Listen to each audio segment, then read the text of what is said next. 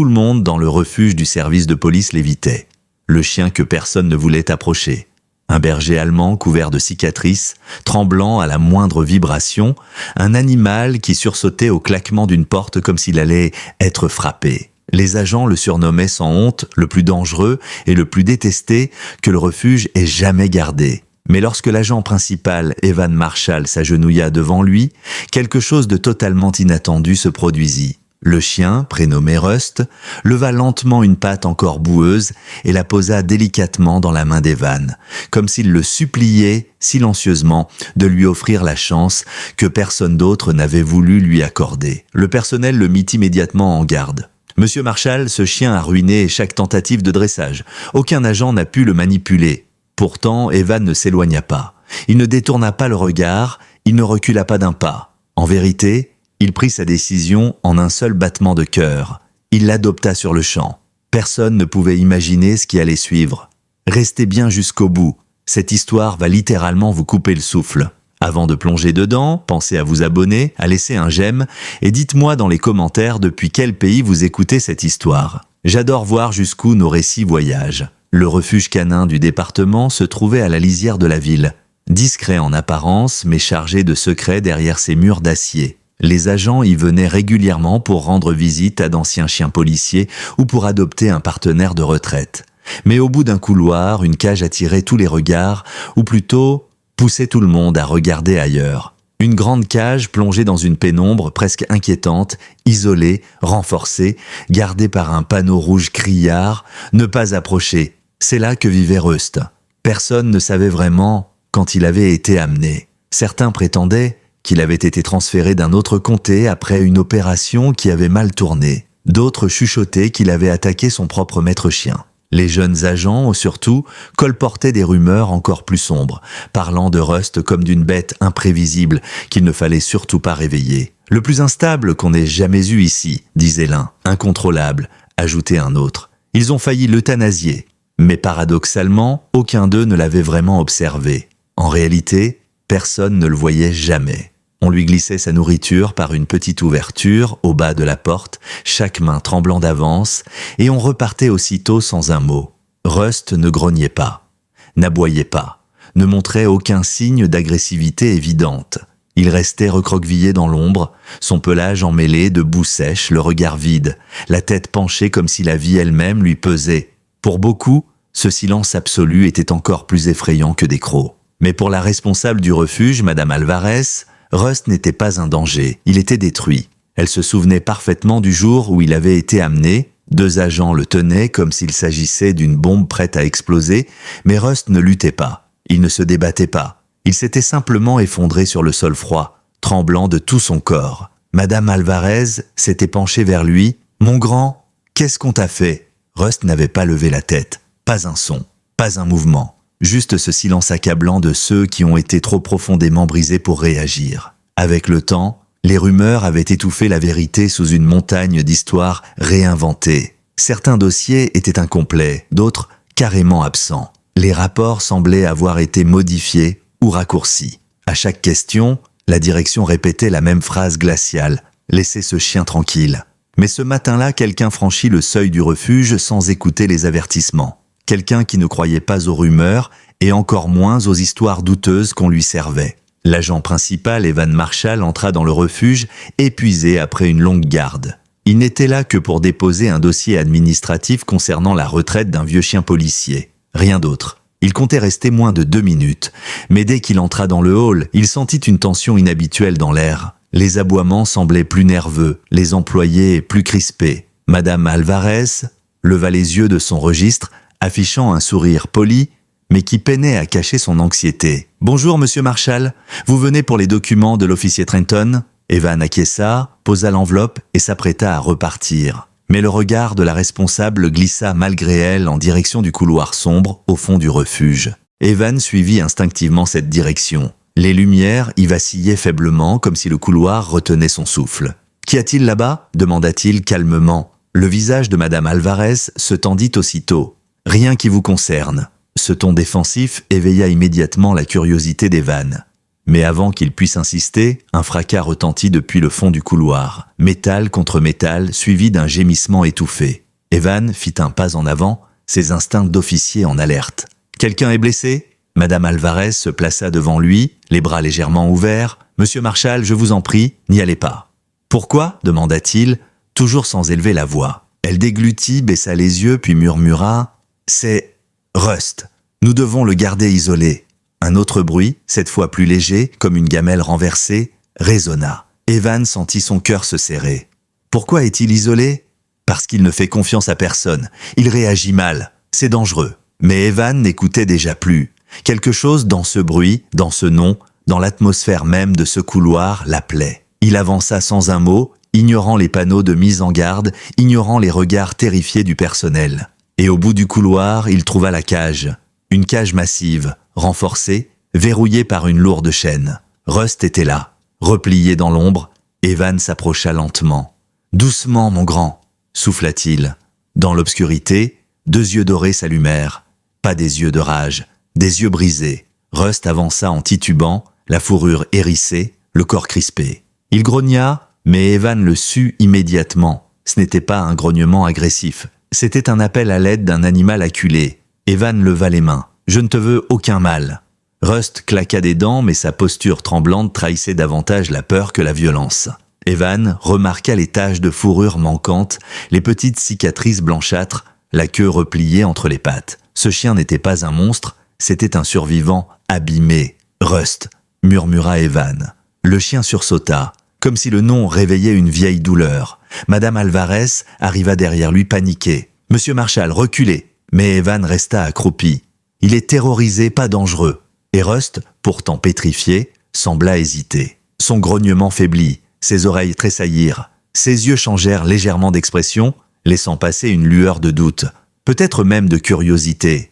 Evan tendit une main ouverte, sans forcer, sans toucher la cage, une invitation silencieuse.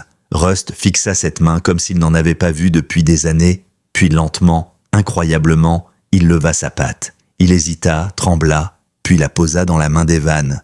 Un geste fragile, un geste impossible, un geste qui disait « Je veux croire en toi ». Madame Alvarez porta une main à sa bouche bouleversée. Evan sentit sa gorge se serrer. Il referma doucement ses doigts autour de la patte du chien. « Tu es en sécurité maintenant ?» Et à cet instant précis, Evan sut avec certitude que Rust rentrerait avec lui. Peu importaient les règles, peu importaient les avertissements. Ce chien, c'était son chien désormais. Madame Alvarez resta quelques secondes pétrifiée, incapable de comprendre comment Rust, le chien que tout le refuge considérait comme irrécupérable, avait pu offrir sa patte à Evan comme à un ami perdu depuis longtemps. Quand Evan se releva lentement, il exerça une légère pression sur la patte du chien avant de la relâcher, un geste doux, presque cérémoniel. Rust, lui, demeura immobile, les oreilles légèrement baissées, mais ses yeux n'avaient plus cette dureté qui repoussait tout être humain. Il y avait cette fois une nuance à peine perceptible, une curiosité blessée, un espoir fragile. Evan se retourna vers Madame Alvarez et dit d'une voix calme mais résolue « Je vais l'adopter ». Elle écarquilla les yeux comme si elle venait d'entendre la phrase la plus insensée de sa carrière. « Monsieur Marshall, vous ne réalisez pas ce que vous dites. Rust n'est pas un chien ordinaire. Il a un passé compliqué. » Evan haussa un sourcil. « Alors montrez-moi son dossier. » Elle hésita. Ses doigts jouant nerveusement avec l'anneau de ses clés. « Ce n'est pas si simple. »« Rien ne l'est jamais, » répondit-il en la fixant d'un regard trop déterminé pour être contredit. Ils retournèrent vers l'accueil. Madame Alvarez ouvrit un tiroir verrouillé et en sortit un dossier étonnamment mince. Evan fronça les sourcils. Normalement, un chien policier comme Rust devrait avoir des pages entières de rapports, de bilans d'entraînement, d'historique opérationnel. Mais ce dossier-là tenait presque dans une enveloppe. Elle l'ouvrit avec un soupir, quelques feuilles seulement, des phrases courtes, vagues, parfois même sans date. Instabilité comportementale observée en mission. Agressivité potentielle envers le personnel. Retrait immédiat recommandé. Evan lut ces lignes et sentit quelque chose l'irriter profondément. Les phrases étaient trop brèves, trop imprécises, trop faciles. Aucune justification, aucun témoin, aucune description factuelle des incidents. « Qui a rédigé ça ?» demanda-t-il. « Aucune idée. Les pages sont arrivées comme ça. On nous a dit de ne pas poser de questions. » Evan comprit immédiatement. Ce n'était pas un dossier. C'était une dissimulation, un écran de fumée. Et ce chien a été condamné sur la base de ça? On nous a dit que c'était suffisant, murmura-t-elle. Il referma le dossier d'un geste sec. Je signe où? Elle soupira, cherchant une dernière fois à le dissuader. Monsieur Marshall, adopter Rust implique une responsabilité énorme. Il a des réactions imprévisibles, des blessures dont on ne connaît pas l'origine. Il a peur du bruit, des gestes brusques, de l'uniforme parfois. Que ferez-vous s'il panique? Evan répondit simplement « Je ferai ce que personne n'a fait avant moi, je resterai ». Le superviseur du refuge, un homme massif nommé Mr. Collins, arriva à cet instant. « Qu'est-ce que j'entends? Vous voulez adopter Rust? Ce chien est classé non adoptable. » Evan ne recula pas d'un centimètre. « Alors changez son statut. » Collins secoua la tête. « Impossible, trop risqué. Nous devons protéger le public. » Evan planta son regard dans le sien. « Et qui protège Rust? Qui protège un chien qu'on a abandonné parce qu'il est plus facile de l'oublier que de comprendre ce qui lui est arrivé ?» Collins resta silencieux un instant, puis il soupira. « Vous prendrez toute la responsabilité si ça tourne mal. » Entièrement. Le superviseur apporta les documents à signer. Evan signa chaque page sans hésiter, et à chaque signature, c'était comme s'il retirait une pierre du mur qui enfermait Rust depuis si longtemps. Quand les formalités furent terminées, Evan retourna vers le couloir. Rust avait avancé jusqu'au barreau, comme s'il craignait qu'Evan ne revienne jamais. Ses yeux suivaient chaque mouvement, chaque respiration. Evan s'agenouilla à nouveau. « On rentre, mon grand !» L'ouverture de la cage fit tressaillir Rust, mais il ne recula pas. Quand Evan tendit doucement la longe, Rust renifla l'air, hésita, puis accepta qu'on la lui passe autour du cou. Le refuge retint presque son souffle. Pour la première fois depuis son arrivée, Rust sortit de sa cage sans qu'on le force, sans qu'on le tire, simplement parce que quelqu'un l'attendait de l'autre côté. Ce premier pas hors de l'ombre était un événement en soi. La sortie du refuge fut un moment étrange. Rust jetait des regards autour de lui, comme quelqu'un qui découvre un monde qu'il croyait perdu. Il avançait lentement, chaque bruit lui arrachant une petite secousse nerveuse. Mais à chaque fois, Evan posait une main rassurante contre son flanc et Rust reprenait son chemin une fraction de seconde plus apaisé. Quand ils arrivèrent à la voiture, Rust hésita. La portière ouverte semblait une menace, un piège, un espace restreint dans lequel il pourrait être coincé de nouveau. Evan ne le poussa pas. Il se contenta d'attendre. « Tu viens quand tu es prêt. » Rust observa longuement le siège arrière. Puis, mais dans un effort presque héroïque, il posa une patte à l'intérieur, puis une deuxième. Il monta finalement entièrement et s'assit, raide, mais présent. Evan lui adressa un sourire doux. « Je suis fier de toi. » Le trajet se fit dans un silence total. Rust ne bougeait pas, ne respirait presque pas. Chaque virage le faisait trembler. Evan ajustait son allure, conduisait lentement, parlant de temps en temps d'une voix calme. « Tu vas voir, c'est tranquille chez moi. Pas de cris, pas de chaîne, juste toi et moi. » Rust ne répondait pas, mais ses oreilles frémissaient légèrement comme s'il écoutait chaque mot. Quand ils arrivèrent devant la maison d'Evan, Rust resta immobile quelques secondes, fixant la porte d'entrée comme s'il se demandait s'il avait vraiment le droit de franchir cet espace. Evan ouvrit la portière doucement. « Allez mon grand, bienvenue chez toi. » Rust descendit, pas après pas, la tête basse, les pattes hésitantes. Il s'arrêta devant la porte. Evan l'ouvrit. Rust sursauta, puis il renifla l'air, fit un pas, un deuxième, puis entra dans la maison. La porte se referma derrière eux.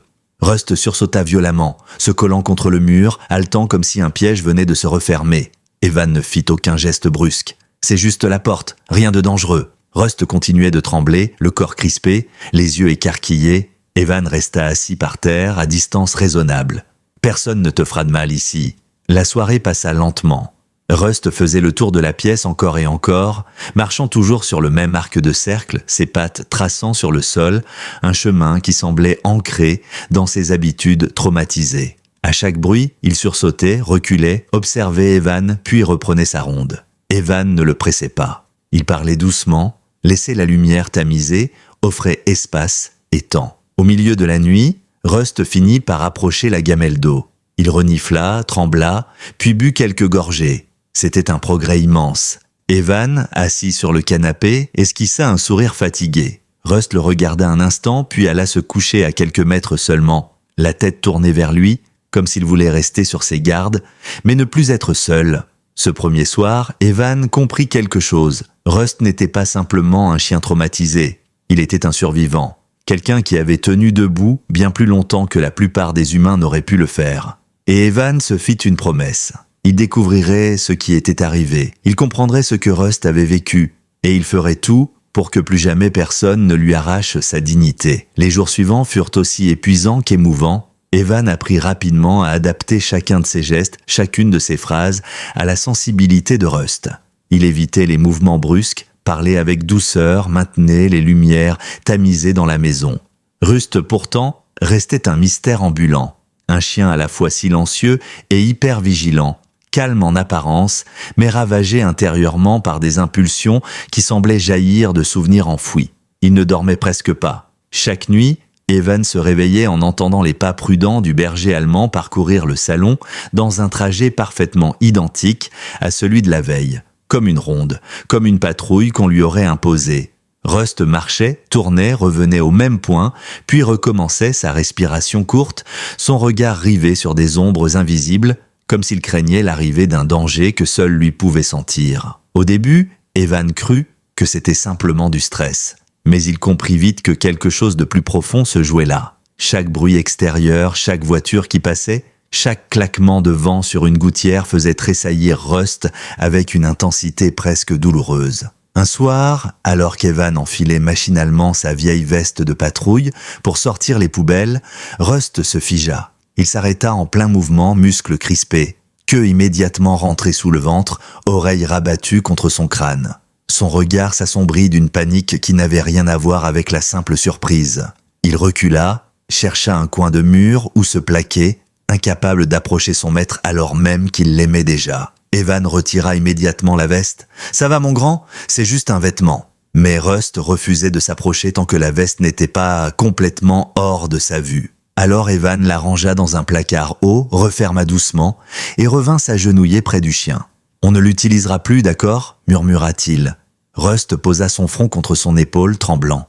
Evan sentit un mélange de colère sourde, pas contre Rust, mais contre ceux qui lui avaient fait ça, et de tendresse, une tendresse désarmante qu'il n'avait pas connue depuis longtemps. Le lendemain, un nouvel élément étrange apparut. Evan sortit un petit talkie-walkie qu'il utilisait parfois pour communiquer avec ses collègues lors d'événements locaux. Il ne l'alluma même pas. Il le posa simplement sur la table pour chercher quelque chose dans un tiroir. Le son du plastique posé sur le bois suffit à déclencher une réaction incontrôlée. Rust bondit en arrière, la queue totalement rentrée, le corps tremblant. Puis il se mit à grogner. Mais ce grognement, Evan le comprit immédiatement. Ce n'était pas de la colère, c'était un souvenir, un réflexe acquis, douloureux, qui ne lui appartenait même pas. Une trace d'un passé dont personne n'avait jamais voulu parler. Evan rangea l'appareil immédiatement. D'accord, pas de radio non plus. Rust ne se calma qu'après plusieurs minutes, respirant comme s'il venait de courir 1 kilomètre entier. Peu à peu, Evan comprit qu'il avait ramené chez lui non pas un chien dangereux, mais un chien marqué par des traumatismes si profonds qu'ils étaient devenus des automatismes. Quelqu'un l'avait brisé méthodiquement, quelqu'un avait utilisé des outils, des uniformes, des sons, pour le conditionner à obéir ou à se soumettre sous la menace. Chaque réaction de Rust n'était pas un caprice, c'était une cicatrice vivante. Et plus Evan observait ces signes, plus une certitude se formait en lui. La version officielle des faits était un mensonge. Il devait comprendre ce qui était arrivé. Il devait savoir qui avait détruit Rust de l'intérieur. Le soir même, alors que Rust dormait enfin à ses pieds, un sommeil léger, nerveux mais réel, Evan ressortit le dossier qu'il avait emporté du refuge. Quelques pages seulement. Elle ne disait rien, ou plutôt, elle disait trop peu, trop propre, trop facile. Agressivité, incident, comportement instable. Mais aucune description réelle, aucune date, aucun témoin. Aucun rapport de vétérinaire, rien. C'était comme lire les fragments d'une histoire qu'on aurait volontairement effacée. Et plus Evan feuilletait ces documents inconsistants, plus sa frustration se transformait en conviction. Ce n'est pas un dossier, c'est une couverture. Rust leva légèrement la tête en entendant la voix de son maître, puis la reposa sur ses pattes. Evan caressa doucement son pelage. « On va découvrir la vérité, mon grand, je te le promets. » Le lendemain matin, il se rendit aux archives du commissariat. Rust resta à la maison, encore trop nerveux pour affronter le bruit, les uniformes, l'odeur du bâtiment officiel. Evan entra dans la pièce fraîche où les anciens dossiers étaient conservés. Un jeune agent, nouveau dans le service, l'aida à rechercher les fichiers K9 correspondant à Rust, ou plutôt à son ancien nom de service, K9 Hunter 47. Mais après plusieurs minutes de recherche, l'agent fronça les sourcils. « C'est bizarre.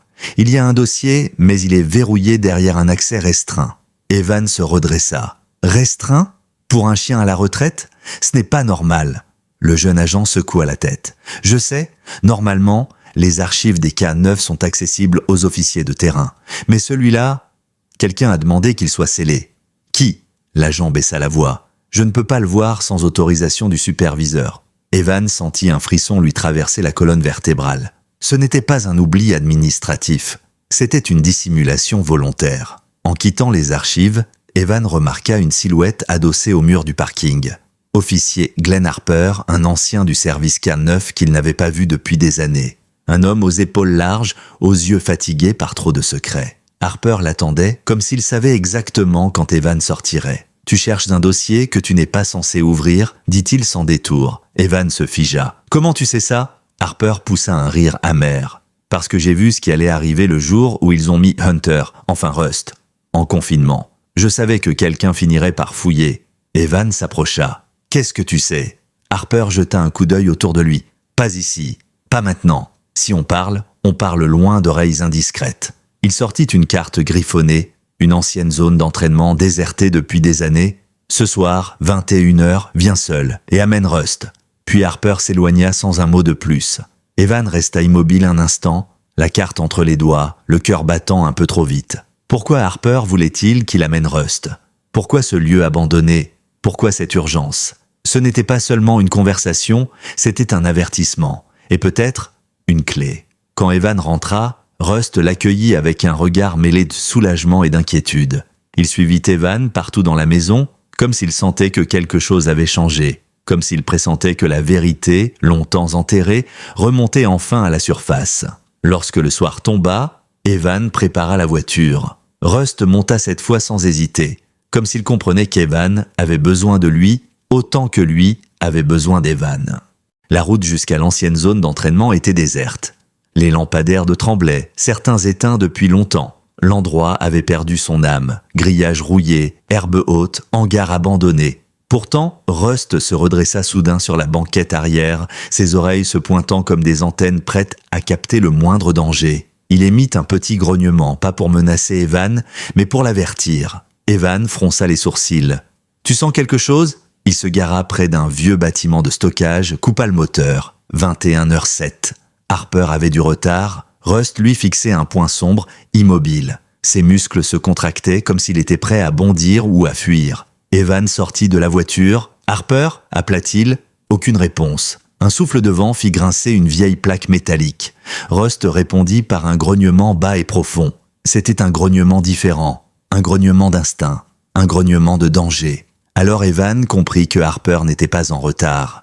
Quelque chose était déjà arrivé, et la nuit venait à peine de commencer. Evan resta immobile quelques secondes, scrutant l'obscurité où Rust fixait obstinément son regard. L'instinct de l'animal, si précis qu'il en devenait presque surnaturel, n'avait jamais été aussi tendu.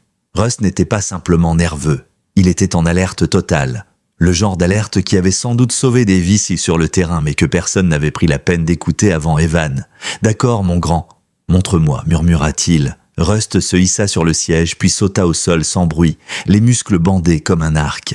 Il se plaça devant Evan, entre lui et les hangars, adoptant une posture protectrice qu'Evan n'avait encore jamais vue aussi clairement. L'air semblait immobilisé, lourd, presque métallique. Même le vent s'était tu. L'ancienne zone d'entraînement, autrefois rythmée par les aboiements, les ordres, les voitures, n'était plus qu'un cimetière de souvenirs abandonnés. Evan s'avança lentement, son pas contrôlé, chaque mouvement calculé pour ne pas déclencher la panique de Rust. « Harper !» appela-t-il une seconde fois, sa voix résonnant contre les murs vides. Toujours aucune réponse. Rust grogna doucement. Pas un avertissement hostile, mais un signal. Attention. Soudain, un objet métallique tomba derrière un conteneur, faisant écho à travers le terrain. Rust jaillit devant Evan, abaissant son corps comme s'il se préparait à l'impact. Son grognement monta d'un ton. Evan sentit l'adrénaline se déverser dans ses veines. Il serra les poings, les sens en alerte. Il contourna le vieux conteneur, lentement, la lampe de son téléphone à la main. Le faisceau lumineux découpa un morceau de terre battue, puis un pied. Le cœur d'Evan bondit dans sa poitrine. Harper, il s'accroupit, approcha la lumière et découvrit officier Glenn Harper allongé sur le sol inconscient. Pas de sang visible, mais une contusion marquée derrière sa tête.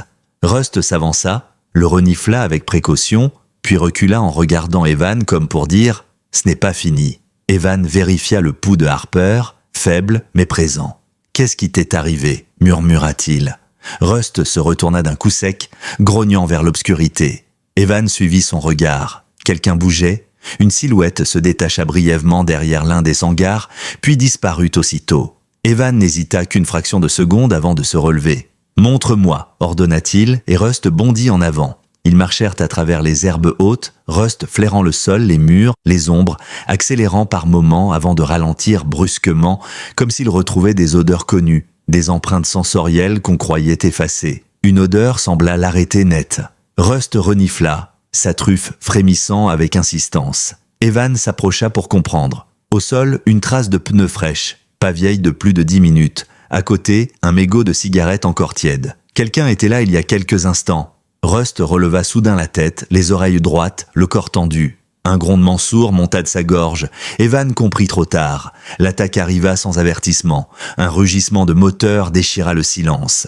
Une voiture jaillit de derrière un hangar, phares éteints, fonçant droit sur eux comme un taureau lancé. « Rust !» Evan se jeta sur le côté et Rust sauta dans la direction opposée. Le véhicule passa à quelques centimètres de lui avant de déraper, mordant le gravier. La carrosserie se tordit dans un crissement strident. Le conducteur tenta une manœuvre puis recula brusquement.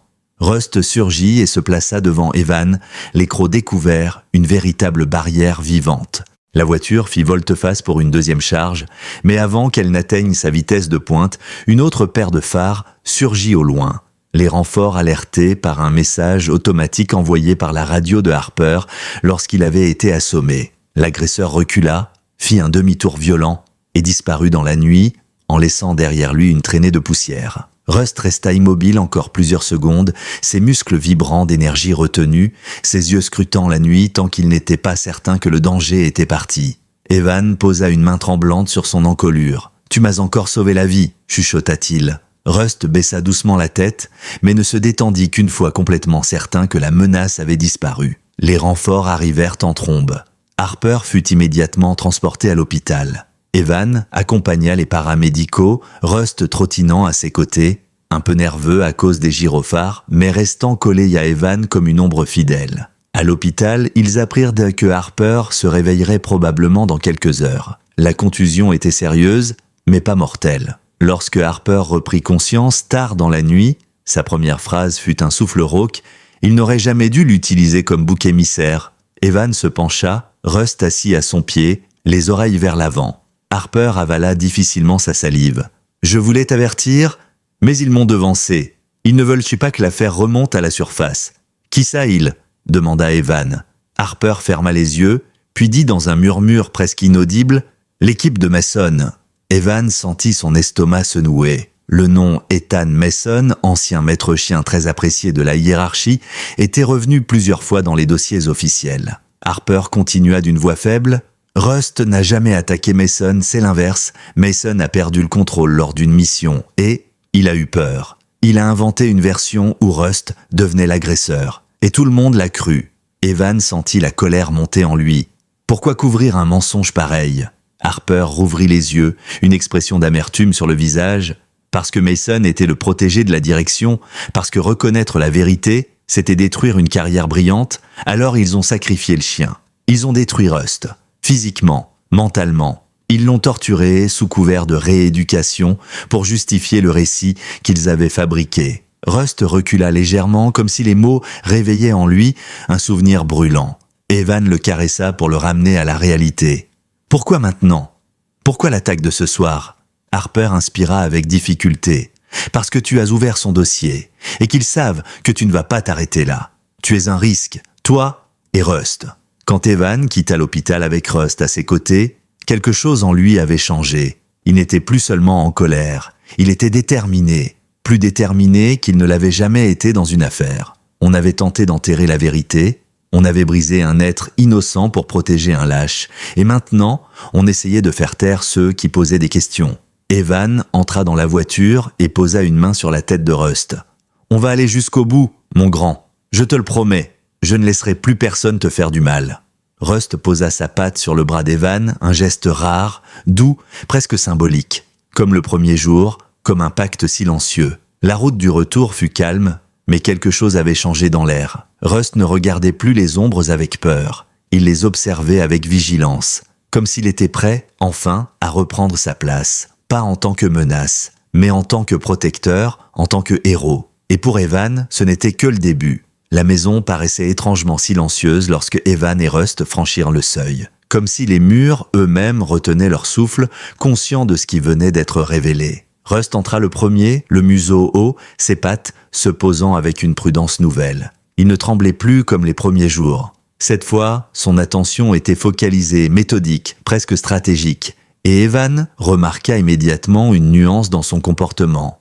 Rust ne fuyait plus les ombres. Il les surveillait. Il s'assurait qu'elles n'approchent pas Evan. Une fois les lumières allumées, Evan s'assit sur le canapé, encore secoué par les paroles d'Harper. Rust se plaça à ses pieds, comme un soldat en poste. « Tu n'as plus besoin de me protéger autant », murmura Evan. Rust leva les yeux vers lui comme pour dire « si, plus que jamais ». Evan eut un léger sourire. « Très bien, alors on fait équipe, mais tu ne seras plus jamais seul dans cette bataille. » La nuit passa sans qu'il ne ferme vraiment l'œil. Rust, bien que plus calme, continuait d'écouter le moindre bruit dehors. Evan, lui, repassait mentalement toutes les informations. Mason, la manipulation, la torture infligée à Rust, les archives verrouillées, l'attaque sur Harper, tout formait un tableau d'une noirceur révoltante. Mais une question restait en suspens. Que s'était-il exactement passé ce jour-là, lors de la mission qui avait brisé la vie de Rust? Au petit matin, Evan prit une décision. Il allait confronter le système, même si cela signifiait affronter les autorités internes. Il enfila un jean, un simple pull, évitant volontairement toute pièce d'uniforme. Rust suivait chacun de ses gestes, la queue légèrement basse mais le regard déterminé. Quand Evan prit les clés, Rust se plaça près de la porte. « Oui, tu viens avec moi. Il n'est plus question de te laisser dans l'ombre. » Ils arrivèrent au commissariat en milieu de matinée. Les conversations se stoppèrent dans le hall lorsque Rust avança aux côtés d'Evan. Certains agents reculèrent instinctivement, d'autres échangèrent des regards intrigués. Le bruit courait déjà. Rust avait sauvé Evan la veille, avait protégé Harper, n'avait attaqué personne. Vous savez ce que c'est? Dans un commissariat, l'information circule plus vite que les voitures de patrouille. Evan ignora les murmures, il se dirigea droit vers le bureau du capitaine. Rust marchait à son rythme, sans tirer, sans paniquer, mais observant chaque personne comme s'il évaluait leur intention. Evan frappa 3 coups. « Entrez », répondit une voix grave. Le capitaine Reynolds releva la tête, surpris de voir Rust. « Marshal, je ne me souviens pas avoir autorisé l'entrée d'un chien dit dangereux dans mon bureau. » Evan ferma la porte derrière lui. « Parce que ce chien n'a jamais été dangereux. Mais vous le savez déjà maintenant. » Reynolds plissa les yeux. « Asseyez-vous, et faites asseoir le chien aussi. » Si c'est possible. Rust, comme s'il comprenait, s'assit doucement à côté d'Evan. Reynolds soupira. « Alors, expliquez-moi ce que vous faites depuis hier. On me rapporte que vous êtes allé sur une zone d'entraînement abandonnée, que l'officier Harper a été agressé et que vous avez été poursuivi par un véhicule non identifié. Ce n'est pas exactement un comportement de routine. » Evan posa une clé USB sur le bureau. Ce qu'il y a là-dedans devrait répondre à beaucoup de questions, mais ça pourrait aussi vous mettre dans une position délicate. Reynolds leva un sourcil. « Est-ce une menace, Marshal ?»« Pas du tout, » répondit Evan calmement. « C'est la vérité que quelqu'un a essayé de détruire, et cette vérité concerne Rust. » Il expliqua tout, l'état réel de Rust, la peur que déclenchait l'uniforme, la torture camouflée en rééducation, le mensonge de Mason, les dossiers scellés. Reynolds resta silencieux, ses doigts tapotant la tablette devant lui. Quand Evan termina, le capitaine resta un long moment pensif. Puis il dit « Vous comprenez que si c'est vrai, cela implique non seulement Mason, mais aussi ceux qui ont approuvé les procédures, peut-être même des supérieurs. » Evan hocha la tête. « Je le sais, et je suis prêt. » Reynolds inspira lentement. « Très bien, laissez-moi examiner ça. Je demanderai une réunion interne. Mais si vous continuez à fouiner, soyez conscient que quelqu'un, quelque part, préférera détruire ses preuves plutôt que de laisser la vérité éclater. » Evan regarda Rust. « Alors ils devront nous passer sur le corps. » En quittant le bureau, Rust marcha avec une posture nouvelle. Il semblait grandir un peu plus chaque seconde, comme s'il commençait enfin à croire qu'il était autre chose qu'un monstre étiqueté dangereux. Pourtant, quand ils sortirent du commissariat, Evan remarqua quelque chose d'étrange. Une voiture noire, garée à distance, moteur allumé. Rust la fixa longuement, les oreilles tendues. Evan sentit un frisson. « Tu la connais, cette odeur ?» Rust grogna faiblement. Le moteur monta légèrement en régime, comme si le conducteur voulait attirer leur attention. Puis, sans prévenir, la voiture démarra et disparut au coin de la rue. « On nous surveille », murmura Evan. Il décida de faire un détour avant de rentrer chez lui. Question d'être certain de ne pas ramener de visiteurs indésirables. Rust observait chaque voiture, chaque passant, avec un sens de la menace que seul un chien ayant survécu à l'abandon pouvait posséder. Lorsqu'ils arrivèrent enfin à la maison, Evan prit un moment pour respirer. « On va devoir être prudent, dit-il à Rust, mais on ne reculera pas. » La journée passa lentement. Rust restait près des fenêtres, surveillant le moindre mouvement à l'extérieur. Evan prépara des documents, relut encore et encore le peu qu'il avait pu récupérer. Mais plus il avançait, plus il réalisait qu'il n'avait que la surface d'un iceberg immense. Pour comprendre la vérité, il devait retrouver toutes les personnes impliquées dans l'ancienne unité K9 de Mason. La nuit tomba. Evan s'assit sur le canapé, Rust couché contre son pied, mais l'animal ne dormait pas. Il observait la porte d'entrée, comme s'il savait qu'il ne fallait pas baisser sa garde. Vers minuit, un bruit sec retentit dehors. Evan se leva immédiatement. Rust se dressa d'un bond, prêt à intervenir. Evan éteignit la lumière, approcha la fenêtre et écarta légèrement le rideau. Une ombre bougeait près de la clôture. Quelqu'un était dans le jardin. Rust grogna, mais Evan posa une main sur son flanc. « Pas encore, attends !» L'ombre se pencha, semblant déposer quelque chose au pied de la porte avant de disparaître silencieusement dans la nuit. Evan ouvrit la porte quelques secondes plus tard. Sur le sol, une enveloppe noire. À l'intérieur, une seule phrase écrite à la main. « Arrêtez de creuser, Marshall, ou vous le regretterez. » Pas de signature, pas d'explication. Mais Evan comprit tout de suite ce que cela signifiait. Quelqu'un surveillait chacun de ses pas. Quelqu'un savait où il vivait. Quelqu'un était prêt à tout pour enterrer la vérité. Rust renifla l'enveloppe, son poil se hérissant comme une lame. Evan se redressa. « Très bien, maintenant c'est personnel. » Evan resta longtemps immobile devant l'enveloppe noire, les doigts serrés autour du papier comme si celui-ci pouvait exploser. La menace était claire, simple, presque arrogante. Cette écriture nette, légèrement inclinée, quelqu'un avait voulu que le message paraisse personnel. Rust, lui, ne quittait pas la porte des yeux. Son corps entier était tendu comme un arc, prêt à bondir. Il renifla l'air, repérant sans doute l'odeur de celle ou celui qui avait osé s'approcher aussi près. Evan verrouilla la porte, puis s'agenouilla près de Rust. « Je sais, mon grand. Ils veulent nous faire peur. » Rust le fixait intensément, presque comme s'il essayait de lui répondre. « Mais tu sais quoi? Ça ne marchera pas. » Rust posa sa patte sur le genou d'Evan doucement, comme pour sceller ce pacte silencieux. Un pacte que personne ne briserait.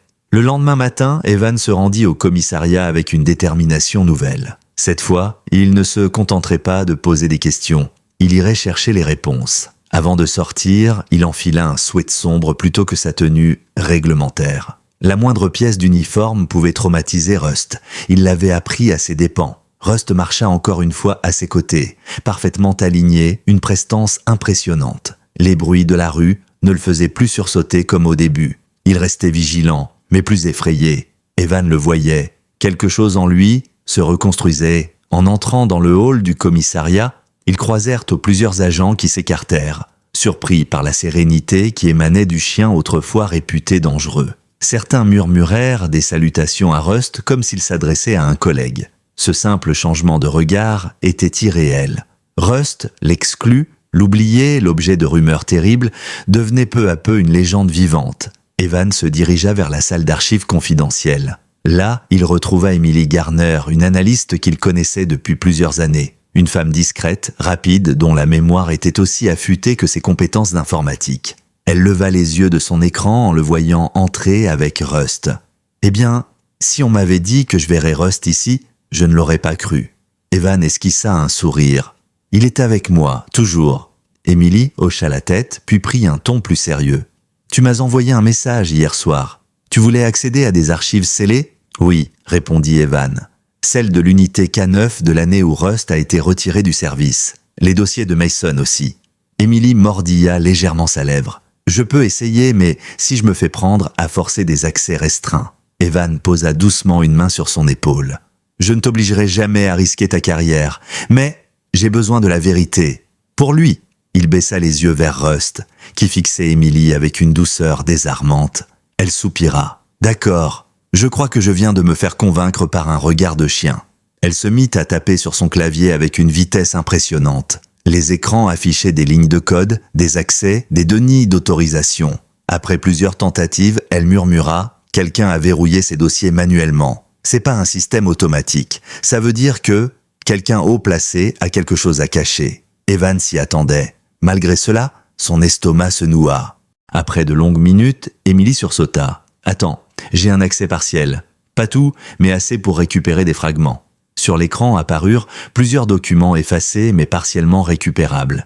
Des rapports, des vidéos compressées, des notes internes. Emily cliqua sur un fichier intitulé « Opération Red Trail, rapport audio partiel ». Une voix masculine grésilla dans les haut-parleurs. « Mason a perdu le contrôle de la situation, suspect armé, Rust a neutralisé, puis un bruit de conflit, un cri, une détonation, un souffle, puis Mason est en état de choc, dit que le chien l'a attaqué, mais aucune morsure correspondante, révision du rapport nécessaire. » Emily bondit de sa chaise. On dirait que quelqu'un a coupé la fin de l'enregistrement. Evan sentit des frissons remonter le long de son dos. Cette preuve contredit complètement la version officielle. « Et ce n'est que le début, » répondit Emily. Elle ouvrit une vidéo corrompue. L'image était floue, saturée. On distinguait une silhouette canine. Rust, certainement, plaqué au sol par deux hommes en uniforme. Une voix hors champ criait « Maintenez-le! Il doit apprendre à obéir !» Rust hurlait. Pas un aboiement, un hurlement déchirant. Evan sentit son cœur se serrer. Rust, à côté de lui, coucha les oreilles et recula légèrement comme si les sons réveillaient un souvenir enfoui dans son ventre. Emily coupa immédiatement le son, horrifiée. « Je suis désolée, Rust », murmura-t-elle, même si elle savait que c'était absurde de s'excuser auprès d'un chien. Evan posa une main rassurante sur la tête de Rust. « C'est fini, plus personne ne te fera ça. » Emily continua d'explorer le dossier, puis trouva enfin ce qu'Evan cherchait. Un rapport d'incident complet, barré d'un énorme tampon rouge, annulé. Mais en dessous, les lignes restaient légèrement visibles. Elle mentionnait que Rust avait protégé Mason d'un suspect armé, avait neutralisé l'ennemi, avait empêché une perte de contrôle totale de la mission, que Mason, en panique, avait tiré accidentellement, et que pour couvrir sa faute, il avait accusé Rust. Evan referma les yeux, pris entre colère, dégoût et un immense soulagement. Rust n'avait jamais été dangereux. On l'avait trahi, détruit, utilisé comme un bouclier pour sauver la réputation d'un homme qui n'avait pas eu le courage d'assumer ses erreurs. Emily prit la parole, la voix tremblante. « Tu dois faire quelque chose, Evan. C'est trop grave pour être ignoré. »« Je vais le faire, » répondit-il, « mais pas seul. Je veux que tout soit officiel, irréfutable. Je veux que Mason et ceux qui l'ont couvert soient confrontés aux faits. » Rust se leva soudain, grognant en direction du couloir. Evan se redressa. « Qu'y a-t-il » Rust avança de 2 pas, les oreilles dressées, puis une silhouette passa devant la salle vitrée. Un homme. Evan reconnut sa démarche immédiatement. Ethan Mason. Mason tourna la tête vers eux. Son regard croisa celui de Rust. Et d'un seul coup, Rust recula, le poil hérissé, un gémissement étranglé s'échappant de sa gorge. Un son qu'Evan ne lui avait presque jamais entendu faire. Mason esquissa un sourire glacé. Un sourire qui disait tout ce que les dossiers ne disaient pas. Evan fit un pas en avant. « Mason », il répondit calmement, presque trop calmement. « Marshall, je vois que tu as trouvé de vieux fichiers. » Rust se plaça immédiatement devant Evan comme une barrière vivante. Mason pencha la tête. Toujours aussi sensible, ce chien. Evan sentit la colère monter. « Tu l'as détruit, et tu as menti pour sauver ta carrière. » Mason approcha d'un pas. « Tu devrais faire attention, Marshall. Le passé a tendance à rester où il est. Et ceux qui tentent de le déterrer finissent d'un souvent écrasés par son poids. » Rust grogna plus fort. Mason sourit, puis il murmura « Tu n'aurais jamais dû adopter ce chien. » Le couloir tout entier sembla se figer autour d'eux. Les néons grésillèrent, comme si l'air lui-même frissonnait au contact de la phrase venimeuse que Mason venait de prononcer. Rust s'avança d'un pas. ses crocs dévoilés non pas par agressivité gratuite, mais par instinct, par mémoire, par terreur mêlée de courage. Un grondement sourd monta de sa gorge, un son profondément guttural qui vibrait dans chaque recoin du couloir. Mais derrière cette force, Evan percevait autre chose. La blessure ancienne, l'empreinte d'années de souffrance infligée par l'homme qui se tenait devant eux. Mason ne sembla pas effrayé. Au contraire, un rictus amusé déforma ses lèvres, comme s'il savourait la scène. « Regarde-le », dit-il en croisant les bras. Toujours incapable de se contrôler. Tu crois vraiment pouvoir en faire autre chose qu'un danger ambulant ? Evan sentit la rage monter, mais il la retint. Il savait que Mason n'attendait qu'une réaction impulsive pour inverser le rapport de force. « Rust n'est pas un danger », répondit-il d'une voix basse et contrôlée. « Il est ce que tu as fait de lui, un survivant. » Cette fois, Mason éclata d'un rire bref et froid. « Un survivant ? Marshall, ce chien a failli me tuer. Tu as oublié ça ?» Le ton était doucereux, mais les yeux brillaient d'une lueur tranchante. Rust recula d'un pas, puis se ravisa, se repositionnant devant Evan, comme un soldat blessé, mais déterminé à défendre ce qui compte. Evan posa une main sur son flanc pour l'apaiser. Rust trembla un instant, puis se stabilisa. « Tu mens », répondit Evan. « Je viens de consulter les enregistrements, et tu sais très bien que la version officielle est un tissu de falsification. » Mason arqua un sourcil feignant la surprise. « Vraiment ? Et qui t'a donné accès à ces dossiers ? Ce sont des documents confidentiels, Marshall. C'est déjà une faute grave. » Evan le fixa droit dans les yeux. « Je ne t'ai pas attendu pour faire ce qu'il fallait. » Mason approcha d'un pas. Rust se cabra aussitôt, un son de mise en garde vibrant dans sa gorge. Mason s'arrêta, les yeux brillants de colère. « Tu joues avec le feu, » murmura-t-il.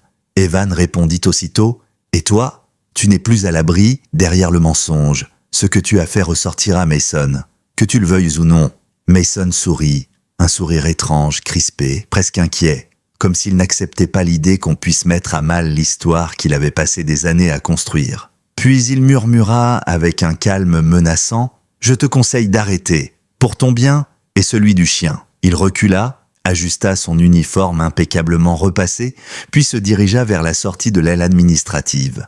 Rust suivit chacun de ses pas du regard, le poil hérissé, jusqu'à ce que la silhouette de Mason disparaisse derrière une porte battante. Le silence retomba, Evan inspira profondément. « Ça confirme tout », murmura-t-il. Il a peur. Rust, toujours tendu, posa sa tête contre la jambe d'Evan. Un geste d'affection mais aussi de protection. Comme pour dire « Je suis avec toi, jusqu'au bout ». Evan caressa son crâne. « Je sais, mon grand. Et je te promets qu'on ne laissera plus jamais quelqu'un t'approcher comme il l'a fait. » Emily Garner les rejoignit aussitôt après, l'air bouleversé après avoir vu Mason passer en trombe devant son bureau. « Qu'est-ce qui s'est passé ?» Evan expliqua brièvement. Emily se mordit la lèvre. « C'est mauvais signe. Mason ne perd jamais son sang-froid du premier coup. S'il a réagi comme ça, c'est qu'il sent que tu commences à déterrer quelque chose qu'il pensait enterrer pour toujours. »« Justement, » répondit Evan avec détermination, « c'est maintenant qu'on doit aller jusqu'au bout. » Ils retournèrent dans la salle d'archives pour analyser les fragments restants. Rust restait aux aguets, couché mais éveillé, sensible au moindre bruit. Emily mit plusieurs minutes à reconstituer un autre fichier audio lourdement corrompu. Des voix distordues se mêlaient au crépitement des interférences. L'une d'elles, terriblement reconnaissable, fit frissonner Evan, la voix de Mason. « Le chien a neutralisé le suspect, mais il faut réécrire le rapport. Trop risqué ? Personne ne doit savoir. Faites ce que vous devez faire. » Le fichier se coupa brutalement, comme si quelqu'un l'avait tronqué délibérément. Emily recula de son écran, horrifiée. Il a ordonné la falsification sans ambiguïté. Evan hocha la tête. Et s'il a donné cet ordre, quelqu'un l'a exécuté. Il ne travaillait pas seul. Emily ouvrit un autre fichier. Une liste de noms de l'ancienne unité. Le maître chien adjoint, Ryan Keller. Le superviseur, Mark Benton. Et un vétérinaire officiel. Dr Lindholm, responsable des évaluations psychologiques et physiques des K9. Evan sentit une étincelle de lucidité. Lindholm, je me souviens de lui. Il disparaissait parfois pendant des heures avec les chiens. On disait que c'était pour des tests médicaux, mais... Emily acheva la phrase. Mais maintenant, tu te demandes ce qu'il faisait vraiment. Rust poussa un léger gémissement comme si le nom lui-même réveillait quelque chose en lui. Evan se leva. Il faut que je parle au docteur Lindholm. Il a peut-être gardé des traces. Ou peut-être qu'il est prêt à parler. Emily secoua la tête. Je ne sais pas. Il a quitté le département il y a 2 ans après une enquête interne. Officiellement, pour des raisons personnelles, mais officieusement, il aurait été impliqué dans plusieurs procédures douteuses. Aucun dossier n'a jamais été rendu public. Evan prit une décision. J'irai chez lui. S'il y a quelqu'un qui peut confirmer la vérité, c'est lui. L'adresse figurait encore dans les registres. Une maison isolée, à la lisière des bois, loin du centre-ville. Evan conduisit sans allumer la radio, concentré, Rust couché sur le siège arrière, silencieux mais attentif. La route était longue, sinueuse, presque inquiétante avec la brume du soir qui commençait à tomber. Au bout d'un chemin de gravier, ils arrivèrent devant une vieille maison aux volets fermés, les peintures écaillées, la pelouse envahie de mauvaises herbes. « Ça ne m'inspire rien de bon », murmura Evan. Rust poussa un grognement bas, le poil légèrement hérissé. La maison semblait inhabitée depuis des mois. Pourtant, une camionnette grise était garée sur le côté. Evan descendit lentement de la voiture. « Reste près de moi », dit-il à Rust, qui sauta du véhicule et marcha juste derrière lui, les yeux scrutant les alentours. Evan frappa à la porte. Aucune réponse. Il frappa encore. Le silence. Rust renifla vers le bas de la porte, puis se tourna brusquement vers la gauche, un avertissement silencieux. Evan contourna la maison. Là, près du garage, une fenêtre brisée. De l'intérieur, une odeur rance, une odeur de renfermé et de quelque chose d'autre, quelque chose de mauvais. Evan sentit son cœur battre plus vite. Rust, reste derrière. Mais Rust, au contraire, passa devant, comme s'il s'attendait au pire. Ils pénétrèrent lentement dans le garage. Il faisait sombre, froid, des boîtes éparpillées, des dossiers renversés. Et là, au sol, la silhouette d'un homme, le docteur Lindholm, inanimé. Evan se précipita, vérifia le pouls, faible mais présent. Lindholm respirait mais très difficilement. Sur le sol, près de lui, un dossier déchiré portant le nom de Rust. Et des photos insoutenables. Des images de sessions de rééducation menées par Mason et d'autres agents. Torture psychologique, harnais trop serrés, isolement forcé, conditionnement agressif. Evan sentit la bile lui monter à la gorge. Rust, lui, posa sa patte sur le torse du vétérinaire comme s'il voulait empêcher la mort d'un homme qui, malgré ses fautes, savait peut-être dire la vérité. Lindholm ouvrit faiblement les yeux. Sa voix n'était qu'un souffle. « Mason va tout détruire. Ne le laissez pas recommencer avec d'autres chiens. » Puis il s'évanouit. Evan comprit immédiatement, cette affaire n'était plus seulement celle de Rust. C'était un réseau, une chaîne d'abus, un système pourri de l'intérieur, et il venait de mettre la main sur la première preuve, vraiment irréfutable. Il attrapa son téléphone. « J'appelle les secours, on l'emmène à l'hôpital, et dès qu'il pourra parler, il témoignera. » Mais avant même qu'il ne compose le numéro, un craquement retentit dehors. Rust se tourna d'un bond. Quelqu'un était là. Quelqu'un les observait. Quelqu'un qui n'était pas venu par hasard. Evan sentit son sang se glacer. « Ils nous ont suivis », murmura-t-il. Et la nuit, autour de lui, sembla soudain se resserrer. Le craquement résonna une seconde fois, plus proche, plus appuyé. Pas un bruit de branche cassé par le vent, un pas humain. Rust se cabra immédiatement, son poil se hérissant comme une lame d'acier. Ses oreilles se dressèrent, ses muscles se contractèrent. Il devint soudain un autre chien, plus rapide, plus précis, plus sûr de lui. L'instinct du K9 reprenait le dessus, un instinct que ni la douleur ni les traumatismes n'avaient pu éteindre. Evan se redressa en silence, son cœur cognant contre ses côtes. « Rust, près de moi », murmura-t-il. Mais Rust resta légèrement en avant, déterminé à absorber le choc avant que son maître ne soit atteint. Un souffle rauque parvint de l'extérieur du garage, puis une ombre passa devant la porte brisée, lente, mesurée, une silhouette vêtue de noir. Evan sentit une décharge d'adrénaline parcourir sa colonne vertébrale. Il posa une main sur l'épaule de Rust. « Pas encore, attends !» Rust tremblait d'impatience contenue. L'ombre se rapprocha, révélant d'abord un bras, puis un torse, puis un visage à demi caché sous une capuche. Evan reconnut la démarche avant même de distinguer nettement les traits. Ryan Keller, l'ancien adjoint de Mason, celui qu'Evan avait vu sur plusieurs rapports effacés, celui dont les initiales apparaissaient sur des documents suspects. Keller franchit l'encadrement de la porte avec une lenteur presque théâtrale. Il ne semblait pas surpris de les trouver là. Au contraire, une lueur inquiétante brillait dans ses yeux, comme s'il savourait intérieurement ce moment. « Marshall », prononça-t-il d'une voix traînante, « je dois avouer que je ne m'attendais pas à te voir ici. Mais je ne suis pas déçu. Rust grogna si fort que le sol sembla vibrer sous ses pattes. Keller jeta un regard amusé au chien. Toujours aussi nerveux, ce cabot. On voit qu'il t'a choisi. Tu dois te sentir flatté. Evan fit un pas, interposant légèrement son corps entre Keller et Rust. « Qu'est-ce que tu fais ici ?» demanda-t-il d'un ton glacé. Keller haussa les épaules, comme si la réponse était évidente. « Je corrige des erreurs. Tu sais ce que c'est ? Quand des gens ne savent pas rester à leur place. Quand ils fouillent où ils ne devraient pas fouiller. Quand ils mettent en danger des opérations qu'ils ne comprendraient même pas. » Evan tendit la main vers son téléphone, mais Keller leva un doigt en l'air menaçant. « Je te déconseille fortement de faire ça, Marshall. Ce serait dommage que quelque chose t'arrive, ou qu'il arrive quelque chose à ton cher chien. » Rust répondit par un grondement déchirant. Keller plissa les yeux, irrité. Ce truc devrait être mort depuis longtemps. La phrase frappa Evan comme un coup de poing. « Vous vouliez vraiment l'éliminer ?» Keller sourit. « Disons que c'était une option. Quand un outil est trop abîmé pour être utile, on le remplace. » Rust s'avança d'un pas, prêt à bondir. Evan posa une main ferme sur son flanc. « Pas encore, Rust. » Keller continua jouant avec un objet métallique dans sa poche. Mason n'a pas eu le courage de finir le travail. C'est pour ça qu'il a toujours été faible. Il sortit l'objet, un couteau de combat. Evan sentit la chaleur quitter son corps. Rust, lui, devint une statue prête à exploser. « Qu'est-ce que tu vas faire ?» demanda Evan calmement. Keller fit tourner le couteau entre ses doigts. « Ce que j'aurais dû faire depuis longtemps. Effacer les preuves. Toutes les preuves. Y compris celles qui respirent encore. » Son regard se planta sur Rust. L'espace d'un instant, Evan crut que le temps s'était arrêté. Puis Keller fit un pas de trop, un pas qui scella son destin.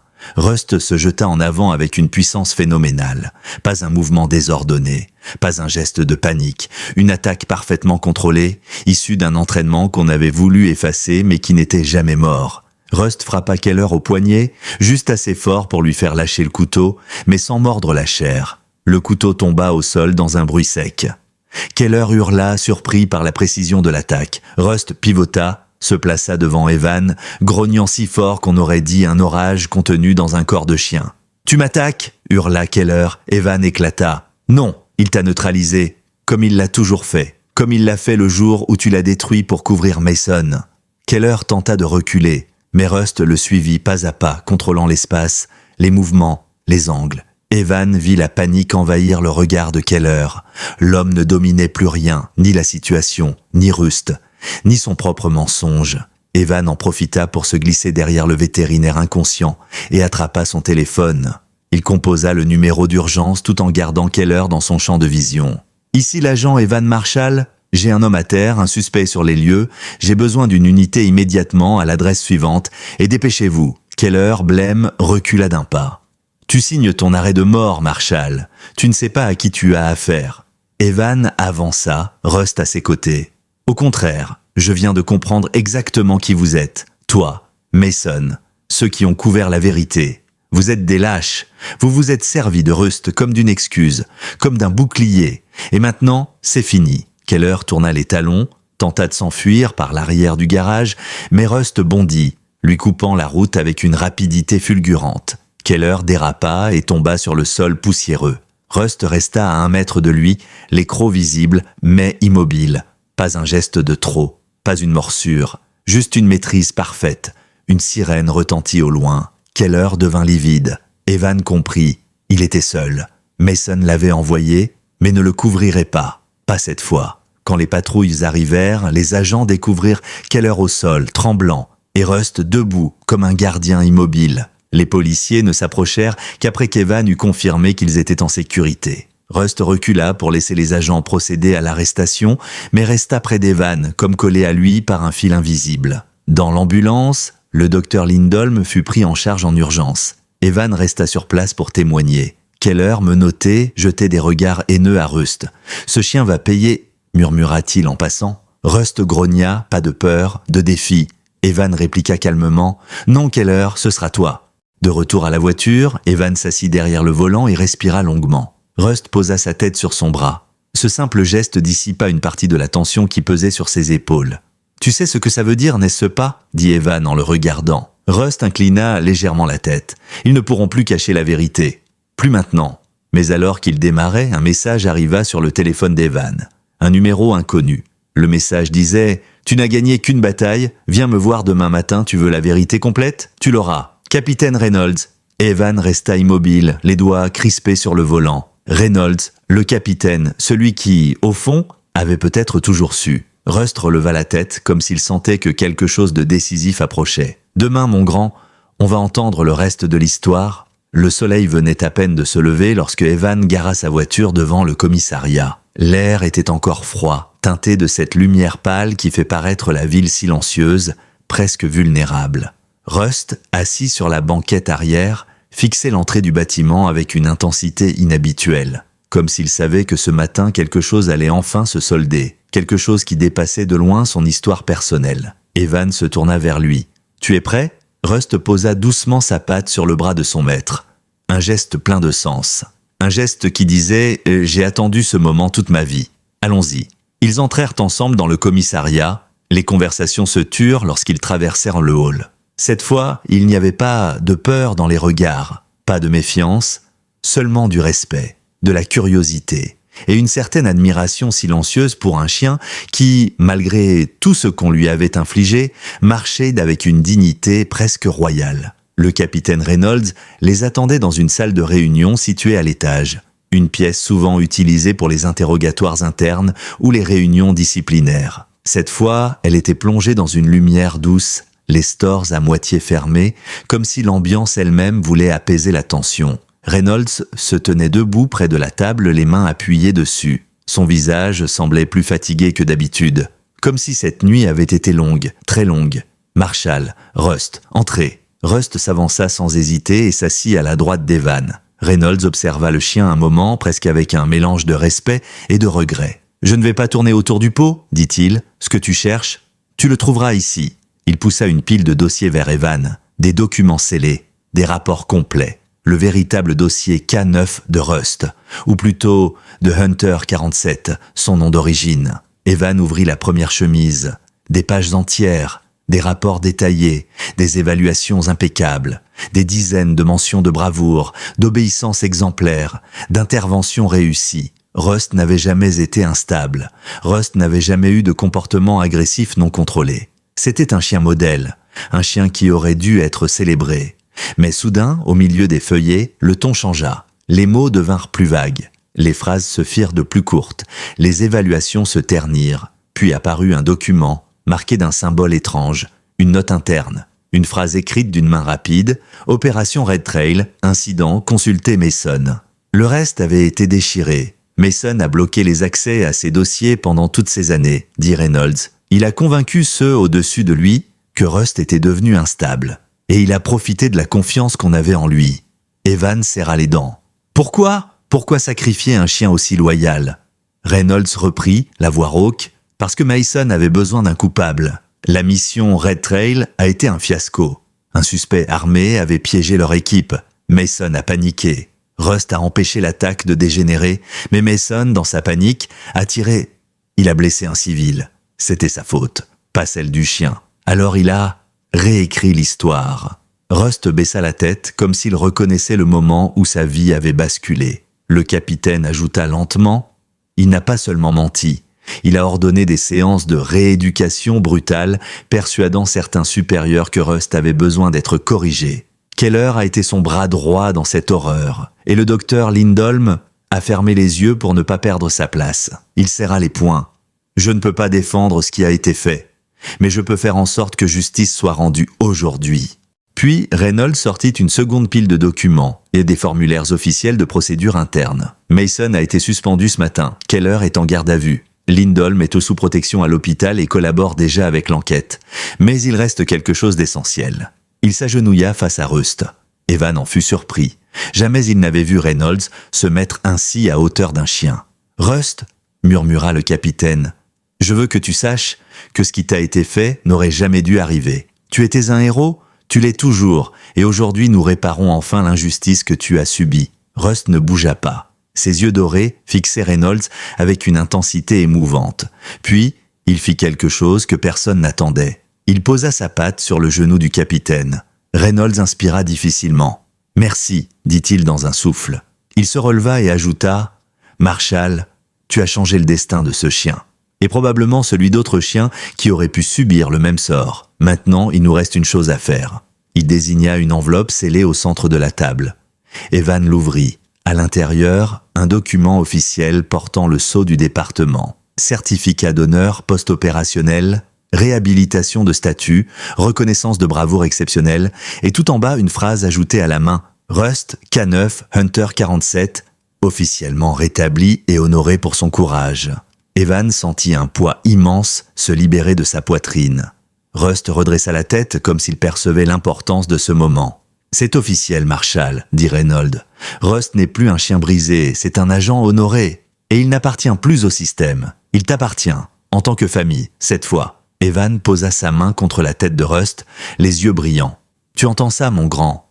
Tu rentres enfin à la maison, pour de vrai. » Un mois plus tard, l'histoire de Rust fit la une de tous les journaux locaux. Pas comme le chien dangereux du refuge, mais comme le K9 héroïque qui avait sauvé une opération, protégé plusieurs agents et survécu à des abus intolérables.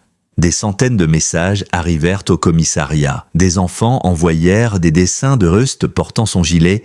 Des vétérans écrivirent des lettres d'admiration. Une fondation pour la protection des chiens policiers proposa même de créer un programme de réhabilitation en son nom. Rust, lui, ne semblait pas impressionné par cette célébrité soudaine. Ce qu'il aimait, c'était dormir près du canapé pendant qu'Evan lisait, ou parcourir les sentiers de randonnée au crépuscule, ou courir dans le jardin, queue levée, libre, enfin. Les premiers jours, il sursautait encore à certains bruits. Mais il apprenait à chaque instant à redevenir un chien, un vrai. Pas un outil, pas un survivant, un compagnon. Un soir, Evan et Rust s'arrêtèrent au sommet d'une colline surplombant la ville. Le vent portait l'odeur des pins, et le soleil couchant baignait toute la vallée d'une lumière dorée. Rust s'assit à côté d'Evan, la tête haute. « Tu sais, » dit Evan doucement, « ils t'ont appelé le chien le plus détesté du refuge. Quel mensonge! En réalité, tu étais le plus courageux, le plus loyal, le plus digne. » Rust posa sa tête contre la jambe d'Evan, et ce simple geste valait toutes les médailles du monde. « Tu n'es plus seul, » murmura Evan, « et tu ne le seras plus jamais. » Rust ferma les yeux un instant, dans une paix profonde qu'il n'avait jamais connue auparavant. Parce que les êtres brisés ne demandent pas qu'on les répare. Ils demandent qu'on les aime jusqu'à ce qu'ils se souviennent de leur force. Et Rust avait enfin retrouvé la sienne, auprès de celui qui avait refusé d'abandonner.